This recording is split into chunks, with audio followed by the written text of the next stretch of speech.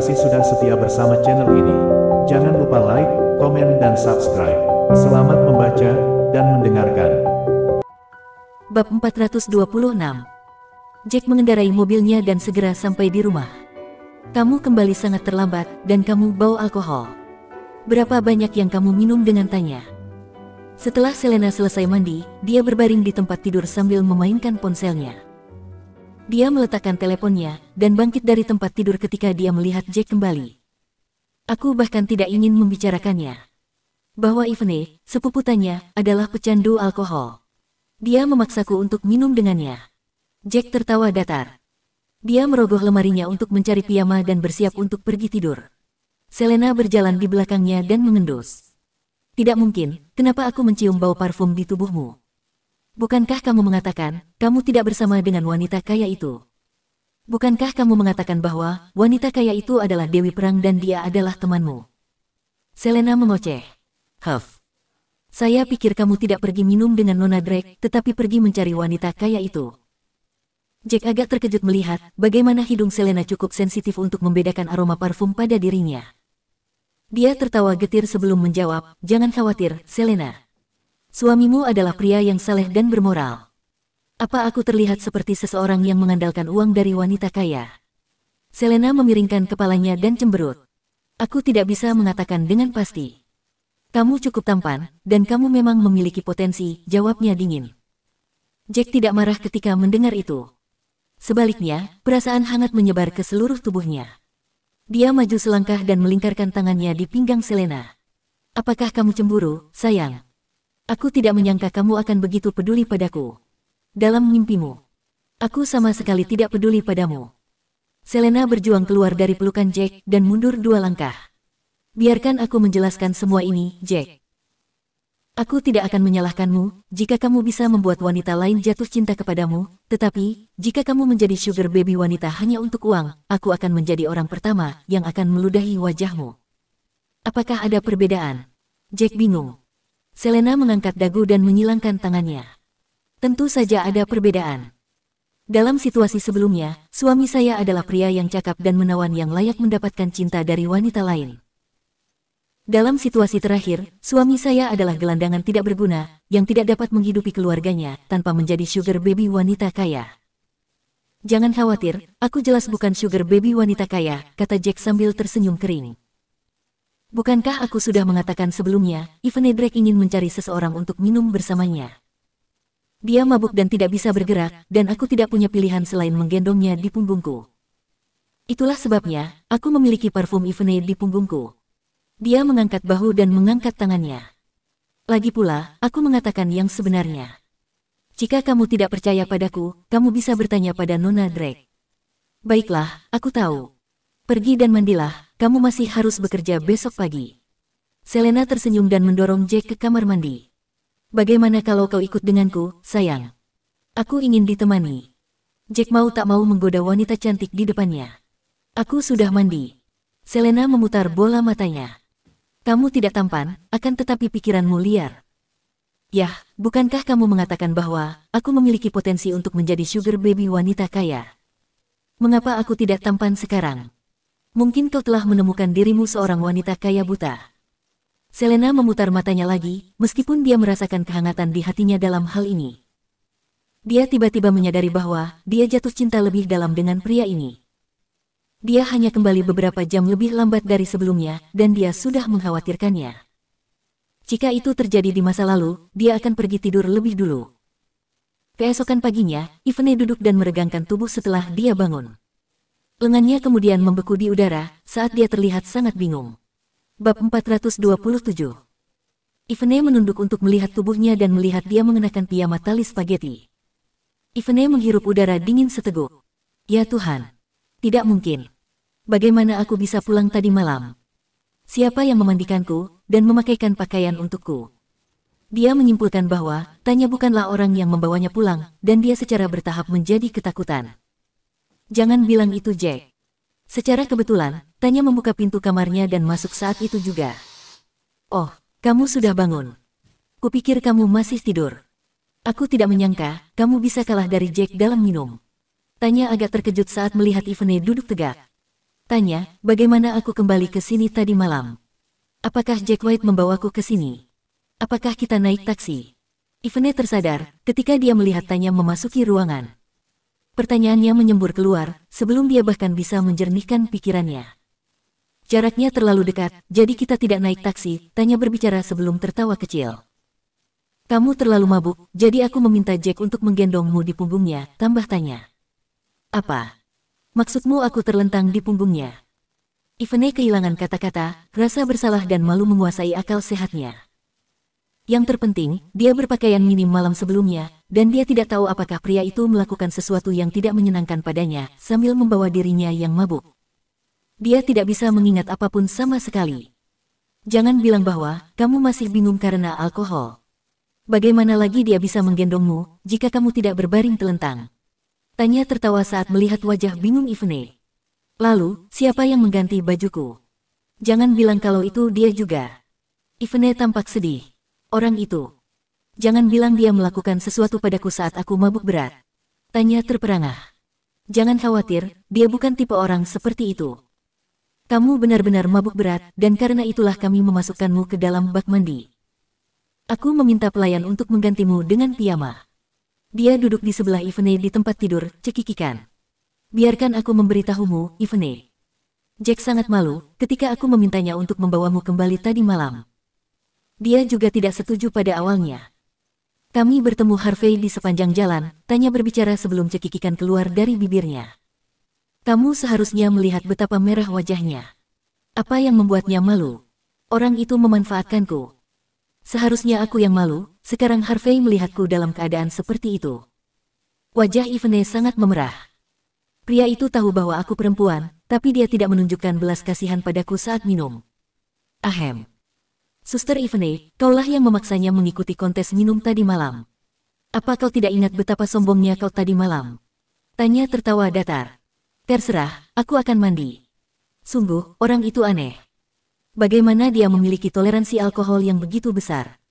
Ivene melangkah dengan marah ke kamar mandi. Kemudian, Jack menelepon Tanya dan memberitahu dia bahwa ada urusan yang harus diselesaikan. Dia tidak akan pergi ke rumah keluarga Drake hari itu. Dia bermalas-malasan di rumahnya sampai sekitar tengah hari. Ketika dia memutuskan untuk tidak menonjolkan diri, dia naik taksi ke Carefree Villa. Bab 428. Carefree Villa adalah tempat yang hanya mampu dibeli oleh orang kaya. Villa ini menawarkan pemandangan yang luar biasa dan lingkungan yang tenang. Bangunan-bangunan yang dibangun terinspirasi dari bangunan-bangunan tua. Seseorang akan merasa seolah-olah mereka dibawa kembali ke masa lalu saat mereka melangkah masuk. Dalam keadaan normal, pengeluaran minimum adalah $10.000 per orang. Untuk memesan seluruh villa, akan menelan biaya setidaknya 5 juta sehari. Namun, semuanya berbeda hari ini. Pemilik mengabaikan semua persyaratan pengeluaran minimum dan menyiapkan banyak hidangan lezat dan minuman keras untuk semua orang. Dia juga mendirikan panggung sementara dan menyewa beberapa penyanyi untuk hiburan. Orang yang telah memesan seluruh villa adalah seseorang yang sangat penting. Dia adalah Magnus Sutherland, seorang raja perang dengan catatan pertempuran yang terkenal. Orang harus tahu bahwa raja perang hanya lebih rendah daripada dewa perang dan prajurit tertinggi. Selain itu, Magnus adalah raja perang bintang 7. Ada banyak raja perang, tetapi setiap raja perang berbeda. Mereka diberi peringkat sesuai dengan kemampuan masing-masing, kinerja mereka di medan perang, dan kontribusi mereka kepada negara. Hanya ada 2 pangkat perwira, marsal dan mayor. Pembagian raja perang lebih banyak, mereka dapat dinilai dari 1 bintang hingga 9 bintang. Semakin banyak bintang peringkat raja perang, semakin kuat mereka, dan semakin besar kontribusi mereka bagi negara. Itu juga bisa menggambarkan karir mereka di militer. Magnus Sutherland adalah raja perang bintang 7, dan jelas merupakan sosok yang berpengaruh. Itulah mengapa pemilik Carefree Villa ingin mendapatkan sisi baiknya. Namun, pemiliknya merasa agak cemas, karena dia tidak tahu berapa banyak tamu yang akan bergabung dengannya. Dia lebih suka para koki menyiapkan makanan secara berlebihan, dan dia bisa meminta koki memasak di tempat jika tidak ada cukup makanan. Bahkan, jika ada lebih sedikit peserta, dia juga tidak keberatan menghabiskan uang untuk acara ini. Makanan 60 meja terlalu banyak, Tuan. Semuanya juga hidangan utama. Ini terlalu boros. Salah satu koki khawatir, sebagian besar makanan akan terbuang sia-sia. Bagaimanapun, seorang koki tidak ingin melihat usahanya sia-sia. Jangan khawatir. Itu seharusnya cukup. Tidak akan ada terlalu banyak pemborosan juga. Ini adalah Raja Perang, Magnus Sutherland Bintang 7 yang sedang kita bicarakan. Kita tidak boleh berhemat pada acaranya. Apakah Anda berpikir bahwa Raja Perang Bintang 7 tidak akan memiliki banyak tamu? Anda akan memiliki semua komandan kepala dan asisten komandan di sini, mereka semua ingin menyenangkannya. Berdasarkan tema acaranya, mengingat kenangan pertempuran, banyak bangsawan dan politisi kaya akan memperebutkan tempat di acara tersebut. Aku yakin semua keluarga bangsawan kelas 2 dan kelas 3 menginginkan acara ini. Pemilik Carefree Villa menyeringai. Aku tidak pernah menyangka, Raja Perang Bintang 7 akan mengadakan pesta di Carefree Villa. Ini adalah kesempatan terbaik bagiku untuk memujinya. Jika aku tidak menagihnya 1 sen pun, itu berarti dia akan berutang budi pada kita, mengerti? Aku ingin tahu seperti apa Raja Perang Magnus Sutherland ini. Aku ingin tahu apakah dia bijaksana seperti yang kamu pikirkan, tanya koki itu karena penasaran. Tentu saja. Pemiliknya tersenyum tenang. Tapi ingat, ini hanya antara kamu dan aku. Sebaiknya kamu tidak membicarakan ini, begitu kamu keluar dari ruangan ini. Dia suka mengumpulkan barang antik dan barang berharga lainnya, meskipun dia tidak terlalu peduli dengan uang. Bagaimanapun juga, dia adalah Raja Perang Bintang 7. Negara pasti memberinya puluhan miliar sebagai hadiah ketika dia kembali dari pertempuran.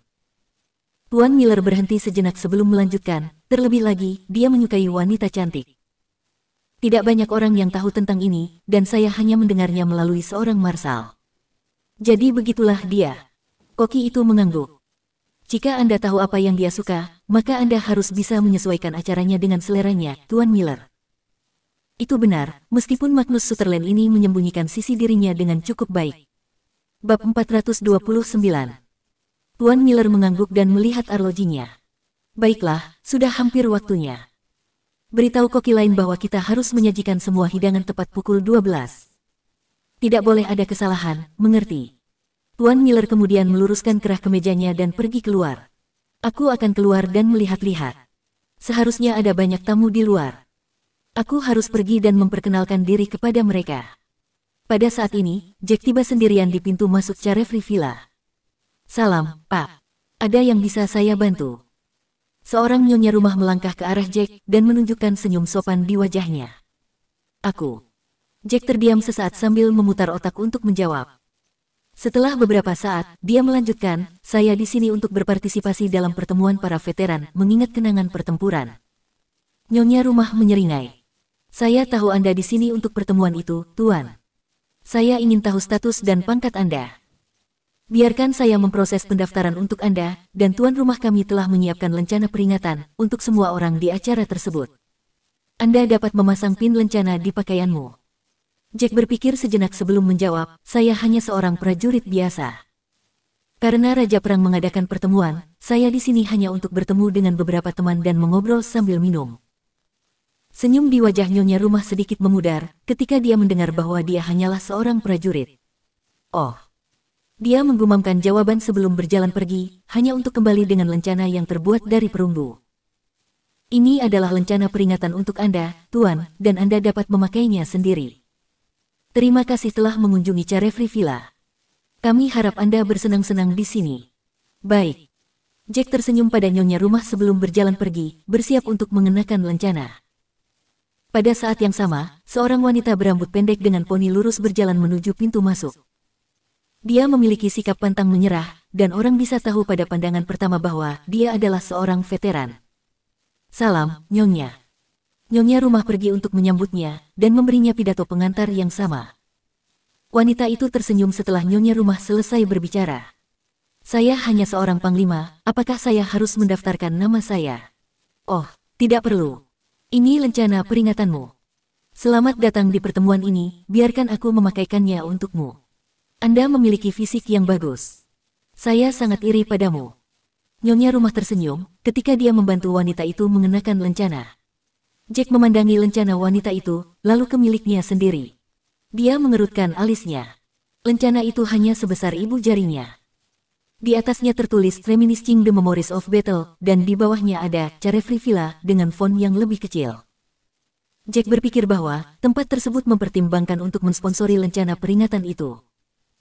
Itu adalah kenang-kenangan yang bagus dari acara tersebut, dan mereka dapat mengiklankan diri mereka pada saat yang sama.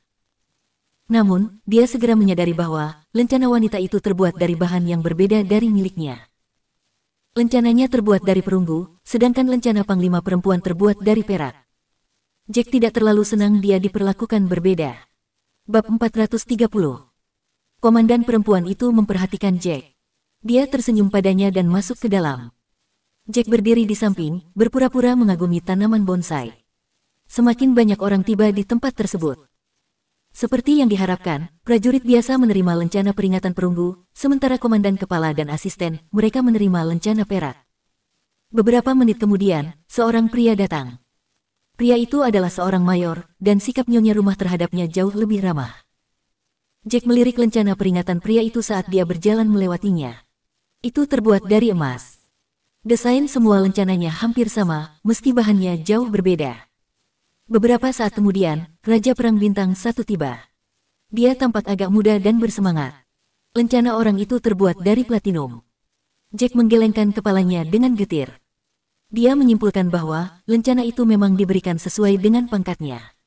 "Hei, kenapa kamu belum masuk ke dalam? Kenapa kamu berdiri di sini? Ini hampir tengah hari." Raja Perang memperhatikan Jack dan tersenyum padanya. "Oh, aku hanya melihat-lihat." Jack membalasnya dengan senyuman. Raja Perang tertawa terbahak-bahak. "Para nyonya rumah yang cantik telah menarik perhatianmu, kan? Mengapa? Apakah ada orang yang kamu sukai? Jika ada, silakan saja dan dapatkan nomornya. Kita semua adalah pejuang tangguh di medan perang. Jika kita bahkan tidak takut musuh, mengapa kita harus takut pada wanita?" Raja Perang tertawa terbahak-bahak dan masuk ke dalam. Jack tidak tahu bagaimana harus bereaksi. Dia akhirnya mempersiapkan diri untuk masuk ke dalam. Saat itu, beberapa Rolls-Royce tiba di pintu masuk dan diparkir di tempat kosong. Seorang pria dengan gaya rambut kerucut yang tampak berusia 40-an melangkah keluar dari salah satu mobil. Seorang pria gemuk mengenakan kalung emas besar keluar dari mobil di belakangnya. Lebih banyak pengawal muncul di belakang pria itu. Pria berusia 40-an di depan itu jelas seseorang dari medan perang. Jack bisa merasakan kehadirannya yang mengintimidasi dari jauh. Sementara itu, pria gendut dengan kalung emas di belakangnya jelas berasal dari keluarga kaya yang terlihat agak letih. "Lewat sini, Raja Sutherland." Pria kaya itu sangat sopan terhadap pria berusia 40-an. Dia melangkah maju dengan cepat dan membungkuk pada pria itu. "Maaf, tapi siapa kamu?" Seorang nyonya rumah memperhatikan sekelompok orang yang datang, alisnya berkerut saat dia melihat. Pria kaya itu mendekatinya dan mengejeknya. "Apakah kamu tidak tahu siapa dia?" "Dia Magnus Sutherland, Raja Perang Bintang 7. Dia penyelenggara acara hari ini." Nyonya rumah di dekatnya terhuyung-huyung ketika mereka mendengar itu. "Selamat datang, Raja Perang." Mereka membungkuk dalam-dalam. "Baiklah, baiklah, cukup dengan formalitasnya. Berapa banyak orang yang datang?" Magnus Sutherland memberi isyarat agar mereka tenang. "Melapor ke Raja Perang. Tidak banyak orang di sini, tapi seharusnya ada sekitar 100 tamu di dalam." Salah satu nyonya rumah menjawab dengan singkat. Sementara itu, nyonya rumah lain yang pergi untuk mengambil lencana, kembali dan menyerahkan satu kepadanya. "Raja Sutherland, bos kami secara khusus menyiapkan lencana peringatan untuk semua tamu di acara ini. Terimalah."